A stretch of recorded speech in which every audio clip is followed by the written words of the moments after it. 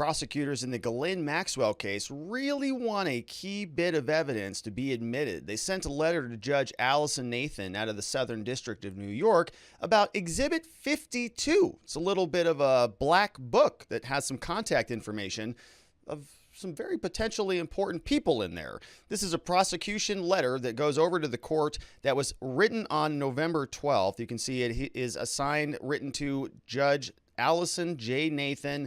Says, Judge Nathan, the government here, the prosecutors, respectfully submits this letter regarding Exhibit 52, a contact book belonging to the defendant, Ghislaine Maxwell. It includes the contact information for redacted.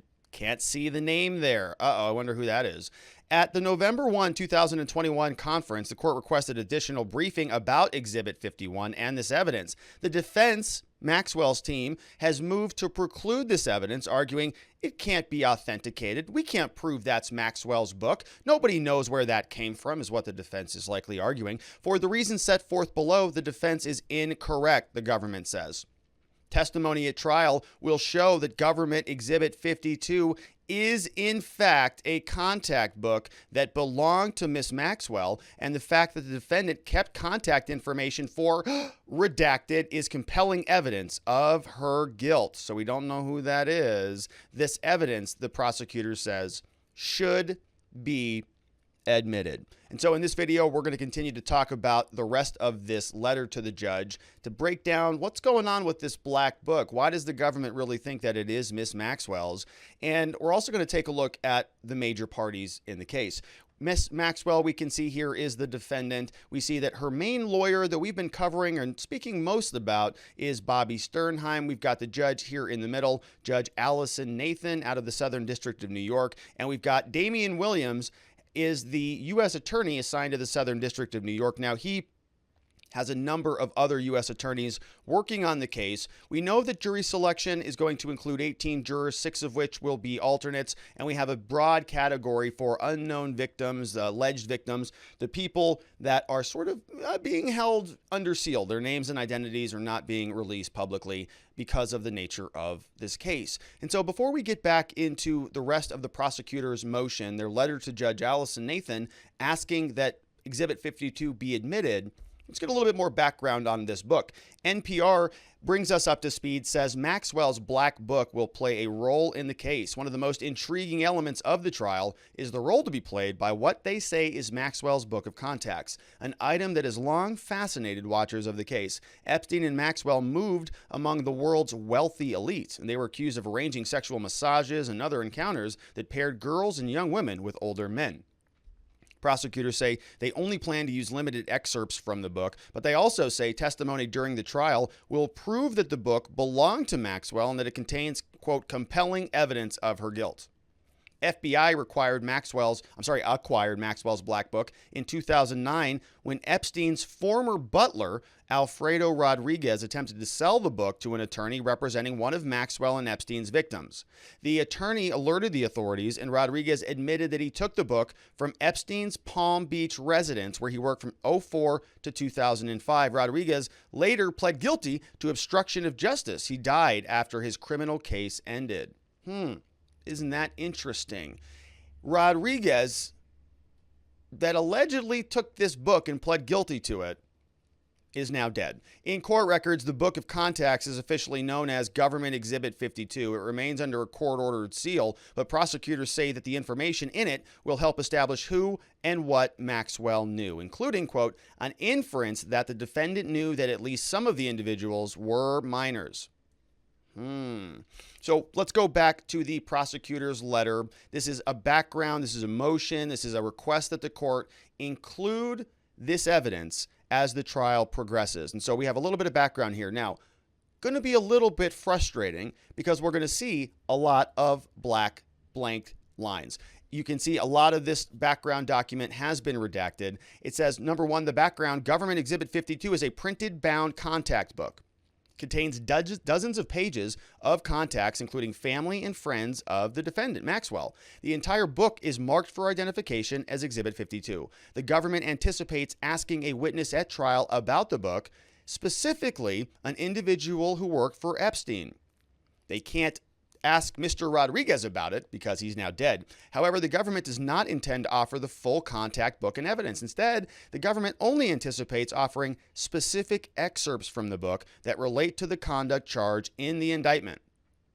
Those excerpts have been marked 52A through 52F. They were produced to the defense on October 11th. Most notably is 52G, which the government definitely intends to offer. It contains blank, blank, blank, blank, blank, blank, blank, blank, blank.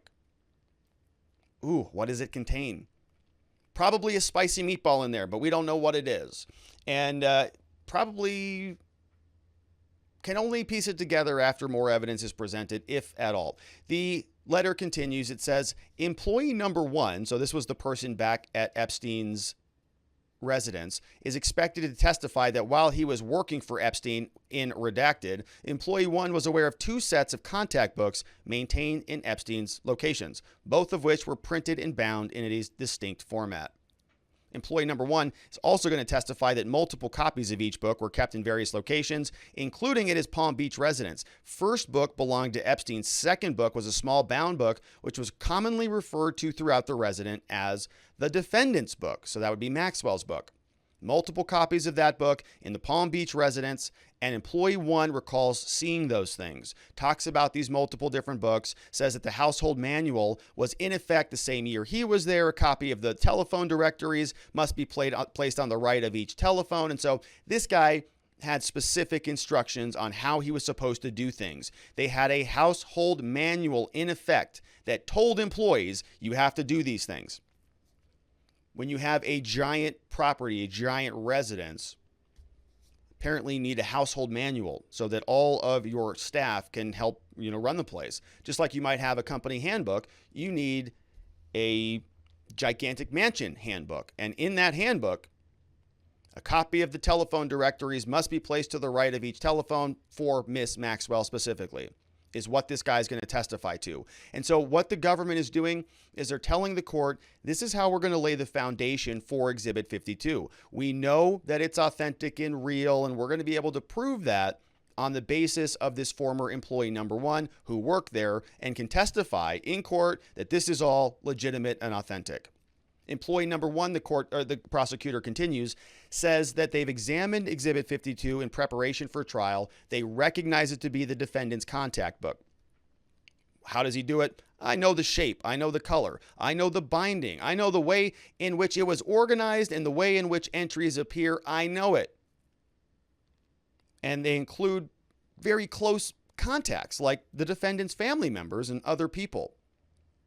So they say they're accordingly, because this person can come in now and say, I've seen it, I know it, I recognize it, it was there, I'm familiar with it, I can authenticate it, I can lay the foundation for it, now this is admissible. They make their argument about authenticity, and they discuss this with the court. They say, this is why it should be admitted. Here, they give us some authority now. Federal Rules of Evidence, Rule 901. They say this bar for authentication is not particularly high, okay? We don't have to, handwrite match verify this or swab DNA off the book to show that Miss Maxwell touched it. It's not that. It's just that if a piece of evidence could support a finding that the matter in question is what its proponent claims it to be, it might be good enough. Okay, it doesn't need to be overly sufficient in terms of authenticity. They continue on. They say the government need only introduce sufficient proof so that a reasonable juror could find in favor of its authenticity. They say it may be direct, it may be circumstantial. They can look at indistinctive characteristics and distinctive characteristics of the document itself. They can take it all together under all the circumstances. Here, the testimony of government employee number 1 is exactly, it meets those standards under the Federal Rules of Evidence that 901 requires. He talks about the distinctive characteristics. He talks about what it looks like, how it was bound, the color, the shape, the smell, the entries, how the tables were all organized. He had a house manual, for crying out loud. The defendant has said that the government failed to establish the authenticity, but the Second Circuit rejected a similar challenge. They give us a little bit more background on some of the Second Circuit explanations here, but they're basically saying that here Employee number one is going to identify the exhibit based on its appearance and contents, very similarly to other cases.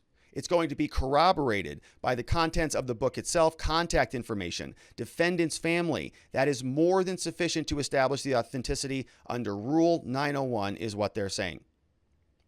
Because it satisfies Rule 901, all the evidence should be admitted.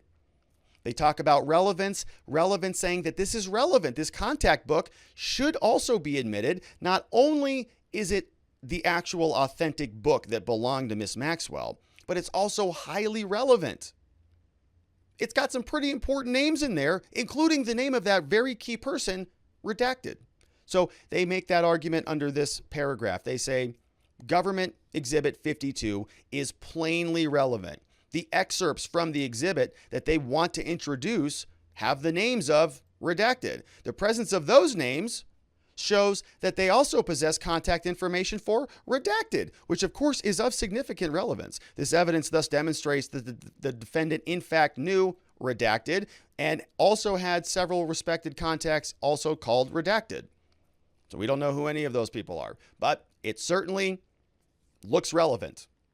While employee one did not see the defendant's contact book until this date, the contents of the book make it plain that they were gathered previously during the course of the charged conspiracy.